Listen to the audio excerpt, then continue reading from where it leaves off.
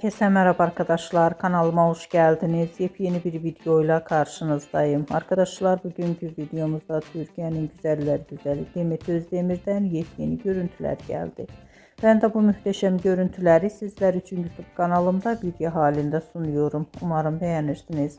Arkadaşlar videomu beğendiyseniz kanalımı izlemeyi ve bildirim butonuna basmayı unutmayın. Şimdilik benden bu kadar olsun. Yeni videomuzda görüşmek üzere. Hoşça kalın.